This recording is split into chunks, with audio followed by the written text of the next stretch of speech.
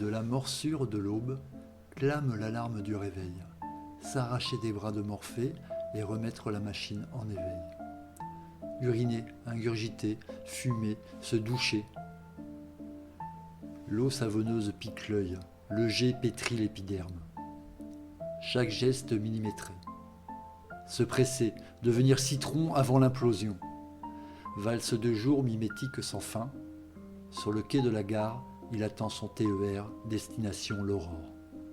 Si le ciel est clair, l'orange sera gris building. Voie 1. Bal masqué de figures ensommeillées.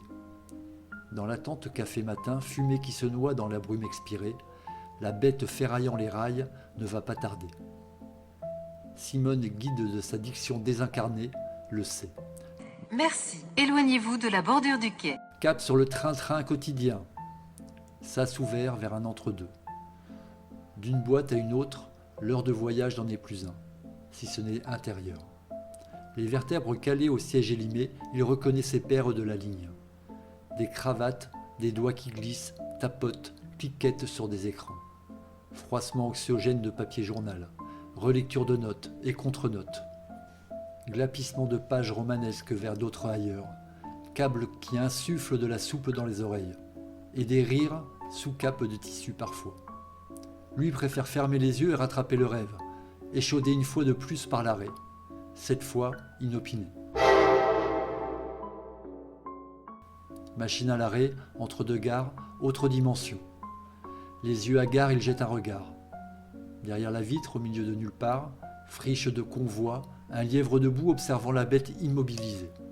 Puis 2, puis 3, puis 4, puis 5. Perte de compte. Interloqué par la scène, l'homme interroge sa voisine. « Vous avez vu ça ?» Dans une moue rouge de lèvres, elle lui rétorque. « Cela doit être la saison. » L'instant est bref, absurde. La locomotive se remet en branle, vers l'habitude. Zoo sociétal anthropoïde. Il fait jour à présent. Et lui aimerait troquer Simone contre Alice. Peut-être ce soir. Prendre le TGV.